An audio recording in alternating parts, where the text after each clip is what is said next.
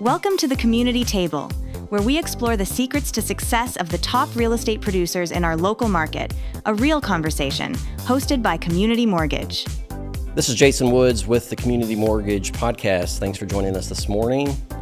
We're going to jump right into it. Alton Cryer, thanks for being on, man. Thank you. How you doing, Jason? Doing great, man. Good. Doing great. Good. Let's jump in. What market pulse? Yep. What is the market pulse here in the Mid-South right now? Are you seeing more buyers coming back? Or you think sellers are sitting on that fence because they're in that sub-4 par or sub-4 rate? Yeah. And like, man, I'm not getting rid of this rate. I don't want to sell yet. Yeah. What do you think? Yeah, I think it's both.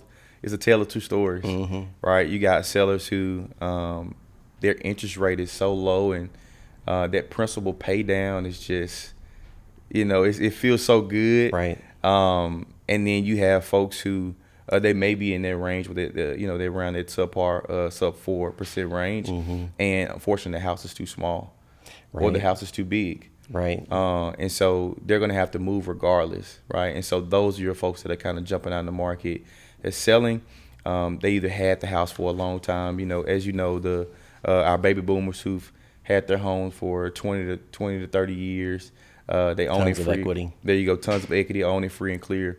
You're now seeing them say, let me fix this house up and put it on the market and move to Florida. Right. You know what I mean? Exactly. Or We're seeing a lot of Alabama. cash buyers, or we're losing a lot to cash buyers. Yep. Is that the reason? Is because there's so much equity from some of these baby boomers? Man, 1,000%, 1,000%. And I think from a buyer standpoint, it has to be. It most likely is a necessity or something you've been working on for the last few years. Okay. Right. From a necessity standpoint, my job is moving us. The rent that I'm at right now, I'm paying $2,500 a month. I can pay that in a mortgage and own the home. Right. Or folks that says, hey, it's a goal of mine to buy my home, and I've been working on this for the last 3 years. I've worked on my credit. I've saved up X amount of dollars. And I'm looking to finally make that move. Is your buyers that are kind of out in the market right now. Right. Or somebody just say, look, I'm looking for a second home. I just got off the phone with somebody looking for a second home. They'll be traveling from cities and now looking for their second home, and they'll be shopping in Memphis here in the next few months. And where are you particularly licensed at, Alton? Germantown. Licensed. That's Tennessee. where your office is. Are you just Tennessee? I'm just Tennessee. Yep. Okay. Yep. Okay. Well, good. Yep. Just Tennessee. All right. Yep. And as far as Memphis is, well, I'd say the Mid-South has so many diverse neighborhoods from Midtown to Collierville to DeSoto County. Yep. What areas are you seeing the most growth in? And so it's interesting post pandemic. Right. You saw a lot of the urban areas in Memphis, a lot of fix and flips, renovated homes, your Midtowns, your Glenviews, your Whitehavens, things of that nature start to really come up. Appreciation. Right. I think the most areas you see in most traffic in is your Germantown, your Collierville, East Memphis. Like it's booming. It is, man. And then appreciation too. Right. It's really good. And so those are the areas right now that I think are kind of growing. You're seeing some of your affordable neighborhoods start to kind of have some traction as well. And your mid, if you're under 215, you're under 250, you're seeing those still do fairly well in your Southeast Memphis. Okay. Not a ton of traffic, but you're seeing some. Right. So your affordable neighborhoods, you're seeing those kind of a little bit of traffic. I'm a big fan of Whitehaven when it comes to affordable neighborhoods and strong appreciation. If you're looking at more of your higher price points, your Germantown, your Collierville, you just can't go wrong. Right. Unfortunately, our downtown is kind of seeing more of a swing down, unfortunately. And more folks are kind of moving out to your more suburban neighborhoods, which it makes sense. And you'll probably see a cycle where folks will migrate back downtown. They try to revamp it again like they did years back. There you go. And it makes sense. Right. I was in a meeting with the mayor. It was a young professionals conversation. And he said, downtown is everyone's neighborhood. And I never looked at it like that, right? And so because it's everybody's neighborhood, you have to make sure it's booming, it's going on and things of that nature. And so I think we'll eventually see a nice migration back downtown, back down to your Midtown. But, Germantown, East Memphis, Collierville, That's where people want to be. Yeah. And the prices are obviously a lot higher in those areas. You know, and I've seen houses sitting on the market where some houses are on the market a day and get an offer. Yep. And then some are 90 days, 120 days in. Like, what do you Yeah. think the difference of that is? Is it school district? Is it zip code? Is it street specific? I mean, what are your thoughts? I think it's a combination, right? I think if I look in Germantown right now and look at Oakley, which is a well-known neighborhood in Germantown, you don't have a lot of homes that sit a long time in Oakley, right? If you go a little further out, maybe a little further east, you may have a neighborhood off, let's just say Farmington. Okay. They may have a lot more homes, but it's a larger community, and somebody say, hey, I want to live in a smaller development or community or neighborhood, right? And it's just, man, it's the style of the home, it's the square footage of the home, age. The age of the home. Yeah. Because there's some Germantown houses that were built back in the 80s that are in Germantown that are still sitting in the 80s style, right? Yeah. We've done a lot of renovation loans on those. Yep. All the bedrooms are upstairs or something like that. So it just depends, man. It's a hit or miss. But I think at the end of the day, it goes to pricing, right? It goes to how you price the home. If you know that homes in this area is staying on the market for, 6 months, you can't price it what a neighborhood is sitting on the market for in, 2 months. Right. And so I think it all goes down to pricing and communicating to the seller on how we can get this home sold. They didn't put it on the market just for it to look pretty in pictures. Right. They put it on the market to sell and sell pricing. Are you still seeing sellers still in that phantom equity mode of like 21 and 22 and thinking I can get X amount of dollars for this house today, which I don't think it's possible? What are you seeing there? Of course. Everybody wants the money that they think they have, right? My house is worth $650 right now. And it's $450. Right, exactly right. You might have got $650 in 21. There you go. Somebody paid $100,000 over, right? There you go. And we also at the same time, homes are not significantly, but when the appraisal comes in, before they were coming in 10, 20, 30, 40 grand over what the offer price was. Now they're coming at asking, sometimes a little bit lower, just depends.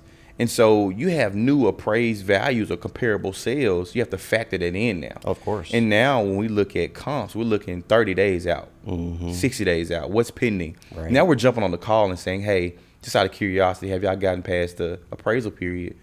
What are y'all coming in at? Okay. If you're under contract, what are y'all coming in at under contract? Because that is a direct post of what we should price it at, right? Versus basing it off what has sold 6 months ago. I commend the seller because they know what's going on in their neighborhood, right? They know that someone John sold really low because they had to get out of here, and that affects the comps for the next buyer. For sure.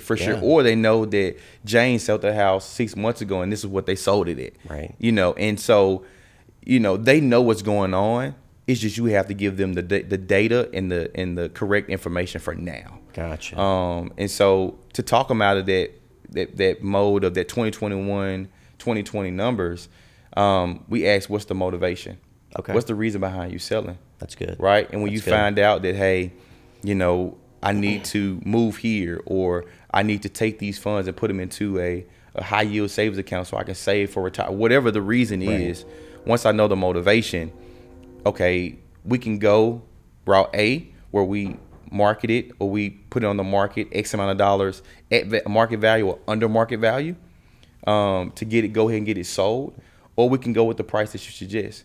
And what we do is we'll check 10 days in to see if we have an offer, how many showings we have. If we don't have any movement, then we're at the wrong price point. Yeah, there's no need to let it linger. And so that's kind of the conversation we have with our sellers, and just find a middle ground. And sometimes when you show them that net profit number, what it's really going to be, okay, I'm okay with that. Right. You know what I mean? Right. Yeah. Okay. So. Well, we've talked a lot about sellers. Yeah. Let's talk about buyers. Okay. First-time home buyers. Yeah. Do you work with them at all? Yeah, I do. Okay. I do. Perfect. I do. All right. For someone in the market for a home here in the Mid-South, what are a few things that you wish every buyer knew before starting the process? And you being in banking previously, this should be good for you. Yeah. One is, I think, understanding interest rates, right? And what's a good interest rate and what is from a perception wise, what's not a good interest rate. Right. So right now, our interest rate mortgage, I mean, they're sitting with around mid sixes. Well, actually, unconventional, we're like low sixes. Low sixes, okay. Yeah, we okay. had a little drop the other day, and then FHA, I locked somebody in at 5.625. They were FHA, Free. right. Not with no zero discount. There we go. It's almost a 3-year low. That's huge. That's huge. Right. Huge. And so I think getting them in the mindset of, hey, a 5.6% interest rate, it's okay. Mm-hmm. It's actually okay. Stop thinking about those 2s and 3s that you heard back years ago. There you go. That's gone. That's right. That story is long gone. We missed that opportunity. Right. However, don't miss on the opportunity to buy in now, because over time, real estate appreciates regardless, right? Absolutely. So, don't be afraid of the interest rate is the first thing. I think a first-time home buyer is relative to what you are wanting to spend. Mm-hmm. I've had first-time home buyers buy their first home at $450,000. I've had first-time home buyers buy their house at $200,000. Mm-hmm. And so the term first-time home buyer doesn't mean automatically a low down payment assistance or something like that. It doesn't mean that. Of course. It's more of marketing than anything. Right. That's what I tell people. And so I said, hey, if down payment assistance is needed, let's leverage it. Right. Let's utilize Let's it. But if figure it it's out. not, then let's utilize your capital, which the more money you spend up front, the less you pay over time. That's right. The less money you spend up front, the more you pay over time.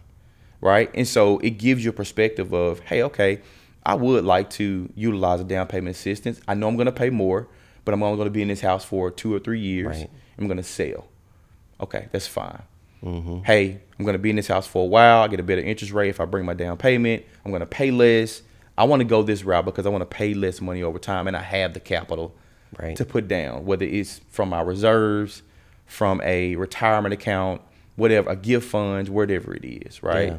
And so those are some of the things that I would encourage a first-time home buyer. And at the end of the day as well, it's a first-time home. And most homes you buy is going to be a used home, unless you buy new construction. Right. So it's going to be something going on with it, right? If you're going from a rental property to a home you're going to purchase, there's a maintenance that comes along with this process. Right. You can get a home warranty, of course, but something's going to happen. Right. And just being prepared for that, and then just talking with them throughout the process. Right. There are going to be ebbs and flows. You're going to be excited. You're going to be frustrated. You're going to be excited again. Right. The power of moments. Right, and making sure those moments, those high moments, we remember those high moments, versus staying in low moments too long. So, well, you've pretty much answered my next question that I was saying. So, how do you make your clients feel confident and cared for during that extremely stressful process, especially for those first-time home buyers? I mean, shoot, even a person who's bought 10 homes, it's still these days in banking, it's like we ask for A all the way through Z, and they don't understand because, 10, 15 years ago, it was like, give me a pay stub, I'll take your bank statement, and then we're going to go sign the dotted line. Yeah. These days, there's so many checks and balances, so many things that we have to do, and they get frustrated. So what do you do on your side as an agent to prepare them for our side on the banking side? Yeah. I think the first thing is you slow down, right? I think before we just go hit the streets and go see a home, let's have a conversation. We do a consultation first. Right. We have a conversation about what this process is going to actually look like. We bring in some of the people, the vendors that we're going to use for this transaction, right? We're having conversations about what you're going to potentially experience, so that while we get into it, there's not a surprise, right? I think also remaining a professional. Even though they may be a family or a friend or you've known them for several years, I think remaining a professional and taking them through the process and not skipping the process because they know you and you know them, I think is important. You're doing a disservice by, just because I know you, I'm just going to take you out on the street and go see some homes. I'm just going to go make some money off of you. Right, 100%. You still need to there you go. guide them through the process and make sure that they're taken well care of. There you go. And I think making sure there's a level of trust there. I think, and trust comes through time, right? Trust comes through them seeing your reviews online and what people have said about you.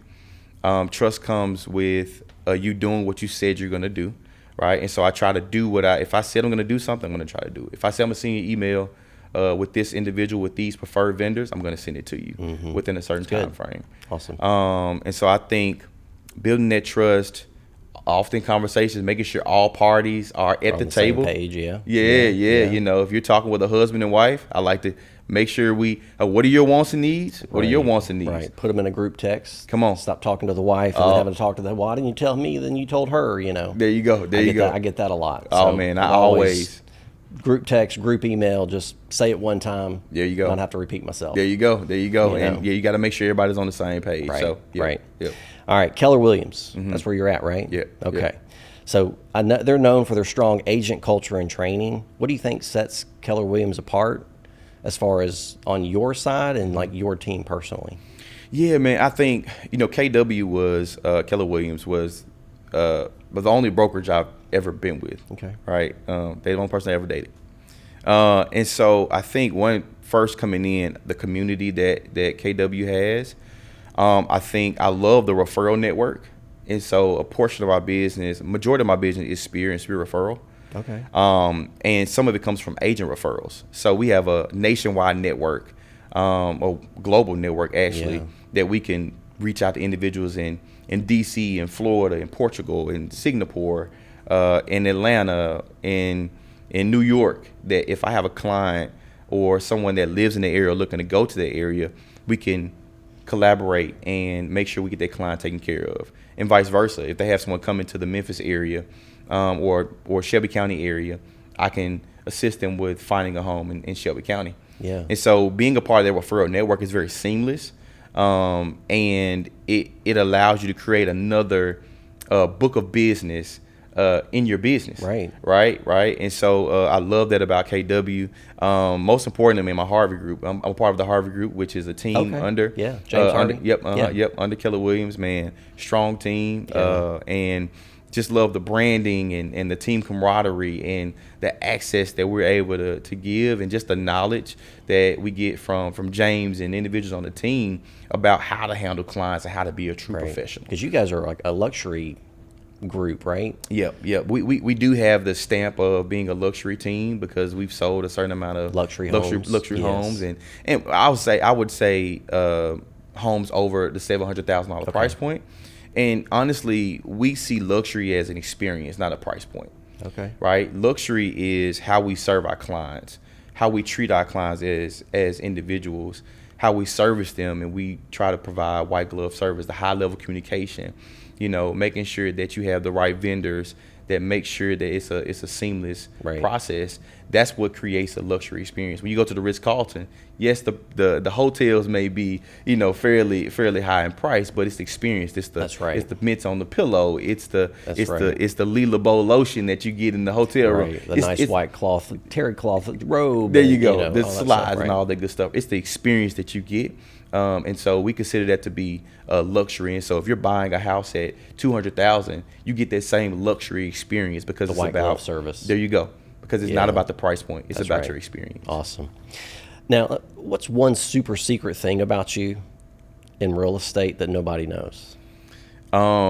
Maybe that I actually was I was a dual agent for 6 years before I actually went full-time real estate. Okay. Yeah. Tell me more about that. What do you mean a dual agent? Yeah. So dual agent means that you have a full-time career outside of real estate, but you also run a real estate business. Okay. Yep. And so for several years, I worked with Orion for the credit union.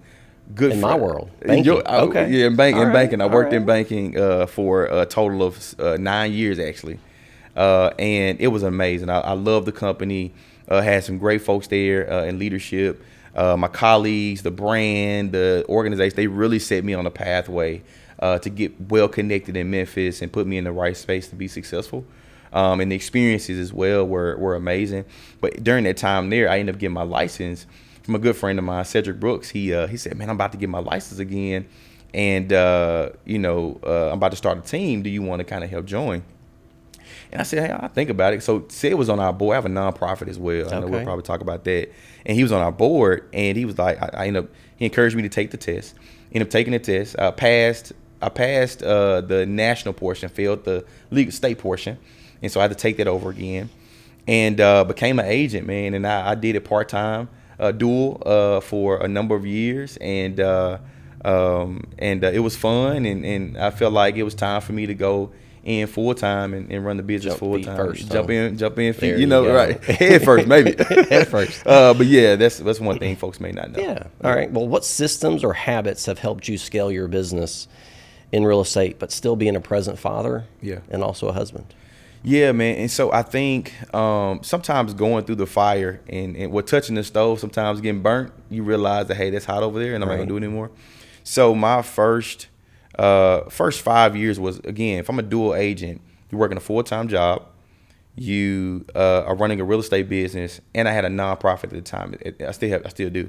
I was working on my nonprofit at the time as well, and wasn't getting paid for the nonprofit as well. We were just doing it out of the kindness of our heart. Out of service, yeah. Out of service. And you got those three things going on while also your wife is pregnant, right? With your first? With our first. Okay. And then we had our second. This is all kind of during COVID and things of that nature. And then we ended up having our third post-COVID back in 2024, excuse me. Babies. Yeah, I know. Yeah, man. Yeah, we're done though. And so during that time, hustle and bustle, man. I've been working since I was 13 years old, so working hard is not an issue for me. My dad taught me that a long time ago.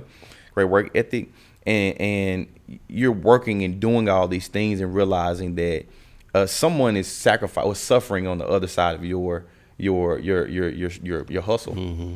I realized that was my family, and so after going through the hustle and bustle, working late nights, things of that nature, we ended up in marriage counseling. And through that conversation, through marriage counseling, we realized that my schedule needed to change. And so when we talk about systems, as a business owner, you have full control over your schedule. And what I realized, I have full autonomy over my schedule, right? And so I deemed Sundays as family days. I won't work on Sundays, right? Because I was working, playing golf, doing activities on top of working, et cetera, right? And so Sundays were off limit for work, and we would do that.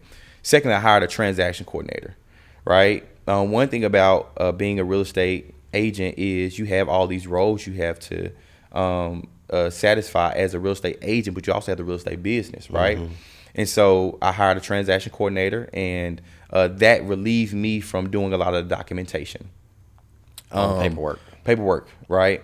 I think also really fine-tuning my consultations. So when I'm doing my showings, we're very intentional about what we're looking for. So we're not driving all over the city looking at 15 different houses just because they want to. There you go, right? We're very dialed in on what we're really looking for.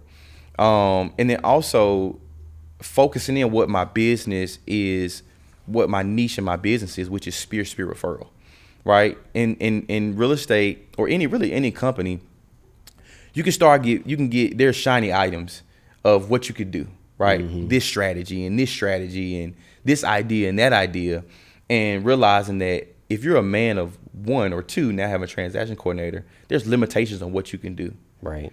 And so honestly, focusing in on this spear referral as a strategy to say I'm gonna lock in on the people who know, like, and trust me, and focus on those so they can tell people about that. Hey, I know and like this, trust this person. Go talk to Alton. There you go. Need a house, call Alton. There you go, right? Yeah, and so once I streamline those things, that help put the systems in place, that help grow the business, and now I focus on those things versus being scatterbrained and trying every single strategy. Yeah, consistency is key. Yep. Doing those things over and over, like you're doing, is great. So it sounds like you've put something in place as far as to make yourself recession-proof. Mm-hmm. Yeah. Do you see something like that over the next 5 years, or like what do you have? What systems do you have in place on that to make you not have to go back to that full-time job? Yeah. I think it's one, controlling your spending, right? I think controlling our current spending right now is very important. And so, hey, do we need to go out to eat every day? And everything's expensive. Oh my gosh. Gosh, it's so expensive these days. Yeah. Groceries are terrible.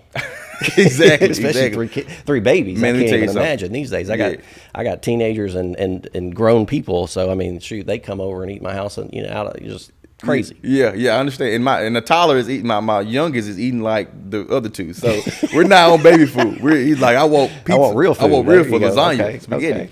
And so I think one, controlling your personal spending, being very intentional. What is our allowance for this month? What is our allowance for this week? Whatever it may be.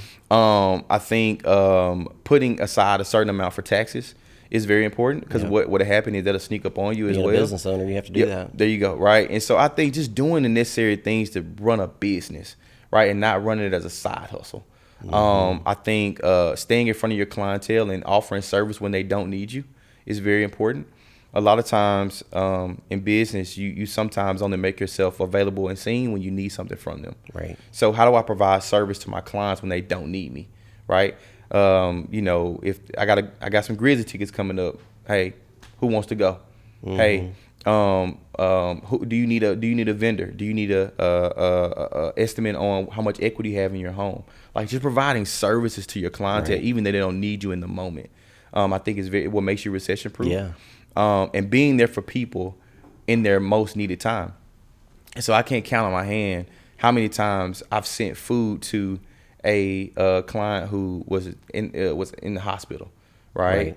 Someone who had a pass in their family. Okay, here's dinner for you guys, so you don't have to leave the home, right? How are you there for people in their most vulnerable times, right? And not only the time when they need a house sold or they're trying to buy a house. Those are the things I think that make you recession proof. Yeah. They remember you. They do, and it's not because it's a great business strategy. It's because it's the right thing to do. So, yeah. Well, good. Agent leader partnership. We talk a lot about teamwork. It sounds like you have a great team over at the Harvey team. Yep. From your experience, what does great partnerships look like between that lender and agents? Yep. What are you seeing out there? Like, what do you do for the lender? What does the lender do for you to make that great teamwork? Yeah, I think everyone plays their part. And you stay in your lane, right? I get that. I think as an agent, my role is to facilitate this transaction and quarterback, or be a general quarterback this deal, right? And so when it's time to pass the ball to receiver, pass it off. Right. When it's time to hand the ball off to the running back, I hand it off. And so I think as an agent, facilitating the transaction, providing their fiduciary duty to their client. I think when talking to the lender, I don't talk to my client about what underwriting should look like. I say the underwriting process is coming, but talk to your lender about what their process looks like. I don't talk to my client about what discount points they should pay for. Talk to the lender about that. I may bring it up. It's a conversation point, but talk to the lender about what they actually looks like. I don't talk to the client about deeds and titles. The attorney does. The closing attorney does, right? So I think if everybody stays in their lane, and for me, just inform them about those roles and positions, but allow the people who were hired to do their work, right? Because when it comes back and something happens, you're liable for what you told them or what role you assumed. I'm only liable for my real estate aspect of things. I'm not liable for the lender aspect of things, right? Yeah, you can't control other people. There you go. Right. There you go. Right. And so I think that's what true partnership looks like. And I think often communication. Yeah, communication is key. Make sure everybody on the same page, right? When it comes to deals that may go south, let's jump on the call. Hey, get the buyer on the phone, get the lender on the phone. As soon as possible. As soon as possible. Not 2 days prior to closing, right? There you when go. You knew 3 weeks ago. There you go. Let's jump on the call now. Let's talk it through and figure it out. Communication. Forget a text message. Forget this email. Let's jump on the call. We're going to jump on a three-way. When are you available? When am I available? Let's jump on the call. Let's make this happen. Yeah. And so I think that is the key to true partnership. Everyone staying in that role, everybody doing their role very well with the standard of excellence, and get that client to the finish line. Right. Because, a lot of buyers don't understand what goes behind the scenes, on behind the scenes, right? Yep. With all the contract stuff, or even in my world, or in the, the financing stuff. What do you do to prepare them? Like you just kind of answered it already, but all those clients need is communication, right? Yep. Well, I think you provide them with scenarios, right, of past experience. That's the great part about being in the industry for 7 years, is that I've worked with hundreds of clients, right? So I'm able to talk with them about different scenarios of what happened and what worked and what didn't work, right? And in our consultation, we're talking about if you want to do discount point, what does that look like? How much you need to possibly have saved up in reserves, right? Depending on what strategy you're going to go, if you're going to do a down payment assistance or you're going to bring your own money down. We're talking through all those things in the buyer consultation and also in the seller consultation, right? Of what should I expect? the great part about being in this industry for several years, if you've walked and you've seen different scenarios and you can explain that to a client and give them that experience, right? So they know, or they got to understand what could possibly happen. Right. So. Yeah, because like I said, communication is key and is everything to me in my world. So what are some of the best ways you've seen loan officers support you and your clients to get you guys to the finish or to the table? Man, like who you work with, like yeah. what's some of the things they do Yeah. on a monthly, yearly basis? Like how do they get you to the table and you're happy? Well, one, as someone that participated in the mortgage industry for a short period of time, again, thank you for your service. Appreciate that. They know their guidelines, Right. Right. They know their programs, right. They assist me by being excellent in what they do and knowing what guidelines are actually applicable now, Right. Because the mortgage industry changes. changing. There you go, right. And so being equipped and you all staying knowledgeable about what's available and what has changed is the game changer. How they can help your client. No question. You know, you being out of the banking world, you may not know about a new program that's popped up, or That's you right. think you had a program 8 years ago, but it's Yep. no longer there. There you go. So it's our job to Yep. know those things for you. Yep. Knowing what money is available, what money is not available. What product is best for that buyer. Right. If we're going, like we talked about QM and non-QM, Right. You know, what's best for their buyer, right? Based on their scenario, right? You know, having the products and services that could have if somebody needs a bank statement loan, they can do that, right? If somebody has a W-2, they can do that as well, right? Knowing that as a lender or as a vendor changes the game. And staying on top of it. Have a really good team too. Right. A good processor, a good underwriter, and a good closer. Like Right. those things are game changer when it comes to a great vendor. Yes. Having a good processor is going to get all the documents on the front end and making sure the person, when they pre-approved and they're ready to rock and roll, they're ready to rock and roll. Right. We verify income. We've done desktop underwriting. I mean, we've done DU. Right. We've done the necessary things to make sure that when we put an offer in, that this person is Pre-approved, not pre-qualified. There you go. It's a huge difference. It right, is. Alton? Yeah. Yeah. Explain really quick on So yeah. pre-qualified means that, you know, if somebody sends in, they pull credit and they're going to put in that loan application that they make X amount of dollars a month. Well, I can run DU, which is desktop underwriter. It's an underwriting system that we have to run every single loan through to make sure we get an approval or not approval. You know what that is. Yep.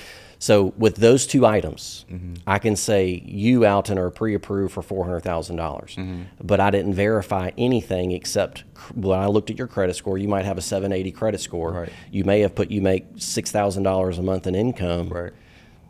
You might sometimes with the overtime and commission and bonus that you may receive, right? Right. Depending on how long you've been at your job. Come on. There's Yep. so many things that we have to look into. And when we get down to the nitty gritty and we get those pay stubs later on down the road after I pre-qualify them and told you qualify for $450 and your agent went and wrote you up a contract, once I actually get those documents, well, guess what? You only really make about $2,800 a month because I can't use your overtime. I can't use your commission because you've only been there for 6 months. Yeah. Got to have a 2-year history. Yep. It can go on and on. There you go. So what a pre-approval is that when that person pulls credit, we look at those documents, income, assets, all that stuff. We run DU. We get sometimes underwriters to look at the income, especially if they're self-employed. We always make sure, because self-employed borrowers, we've got to look at gross K1, expenses, K1s, yep. S corps, whatever. I Yep. mean, they might have 3 different types of businesses, Yep. and that might take 3 days to qualify that person. Yeah. Just on the fact that there's so much income, there's so much write-offs, and like, what's that bottom line? Yep. You know, we look at the bottom line, not, Yep. hey, I made $1 million in my gross income last year in my business. Well, you might have, but you Yeah. had X amount of employees and you had business expenses, but you really made $58,000, what you paid the IRS on. Yeah. That's the number we use. Yep. A lot of people don't understand that. Yep. So that is a true pre-approval when the lender looks at everything up front and can pretty much guarantee you, if I tell you they're pre-approved, they're getting to that table. Yeah. I like that you talked about that, because one thing some of my clients, they say, I know a guy. I know a guy because I have those contacts. And so a lot of I say, hey, are you working with a CPA or are you working with a tax professional? Right. Both are great to use. If you're talking about strategy, talk to a CPA. Right. If we're looking to buy a home, again, back to those folks who are kind of sitting on the sideline, they may be sitting on the sideline because they're working on getting their financials to where they're showing more income versus not working with a CPA, right? And so I refer out CPAs, I refer out state attorneys, things of that nature to help individuals with things like that. So, yep. That's awesome. Yep. All right. So I know you said been in this roughly 7 years, right? Yep. You built a great reputation here in Memphis on the Harvey team. What drives you every day, and what's one piece of advice that you'd give a new agent coming on the scene today? Man, what drives me? Man, I just want to do right. Yeah. I just want to do right by people. In all honesty. It sounds like you have a service heart. Yep. I do, man. I just want to do right by people, and if I could be a part of one of the greatest purchases that someone would ever probably buy, and they trust me with that, that's an honor. It goes a long way. It goes a long way, man. And if I can give you an experience to where you said Alton took care of me, he helped me with others, and refer friends, others, family, and there others. You go. That's the biggest compliment right there. Yep. And so for me, that's what drives me. Okay. Of course, doing well financially is important because that supports my family. But just doing right by people is the thing. And I know in this business, it could be rough, man. It could be rough. It's a roller coaster. It is. Sure. It could be rough, man. And it's people are territorial. You have to deal with egos. You have to deal with pride. You have to deal with a number of different things in this industry when you're dealing with people. But at the end of the day, I want people to say that if Alton did something, he did it. He charged to his head, not his heart, right? But he does the right thing. He's a true professional, right? And I can trust him. That's good. That's what drives me, right? In all honesty, and if I could tell someone that is new to the business, coming into this industry, I would say run your real estate business like a business. Don't run it like a hobby. Run it like a business. Create you a LLC, S corp, whatever it may be. Think about if you want to pay yourself a 1099 or a W-2. Build a system around how you follow up with people, right? Get comfortable with having hard conversations, right? On the phone or face to face. Yeah. Right? Don't tuck your head in the sand. Face the issues head on. That's what would be some of the advice I would give a first-time agent. But most importantly, build this thing like a business, not as a hobby. Awesome. Yep. Awesome. Well, I appreciate you coming on, man. Is there anything else out there that you'd like to share about yourself, tell others about? Take a quick second about that. Awesome. Yeah. I have a nonprofit called STS Enterprise. We've been running it for about 13 years. My business partner, Jeremy Calhoun, he's the president, and so he runs the day-to-day, making sure it happens. And the work we do in our city of Memphis, we empower probably 500 students a year. Oh, wow. Making sure that they have access and they're exposed to workforce opportunities that they're interested in. We've helped over, this last 5 years, students earn about $5.5 million in earned income. Wow. Here in Shelby County. And in that we started a real estate program that helps students get exposed to the real estate industry. So we're here in a few school systems, exposing students to what the real estate world looks like from a developer standpoint, investor standpoint, agent standpoint, just to make sure they know that this exists, with the hopes that they're exposed to real estate and that home ownership happens sooner than later in their world. And so I'm excited to be in this space of serving, but also running a real estate business. I have a small team that helps me do my day-to-day, and looking forward to serving more clients in 2026. So. Tell me about your family. Yep. Oh, man, my Can't wife. Forget them. Don't forget the family, man. My amazing wife, Carlisa Cryer, she works at St. Jude. Oh, awesome. I got 3 boys. All right. Caden, Alonzo, and Calvin. And so I don't have any gray hair yet, but I think they're coming soon. They're coming, man. They're coming soon. I promise you they're coming. I can know that, man. But no, man, they're my heart. That's where I find my joy is my family, man. I'm a family guy, and so on my voicemail it says that if you miss me, I'm either in a meeting, on a call and with my family. Yeah. You know, Awesome. and so family's super important. It's important, man. It's my world, man. That's so, awesome. Yep. Well, I appreciate you coming on. Like I said, guys, great having you guys here with us. We'll see you next time.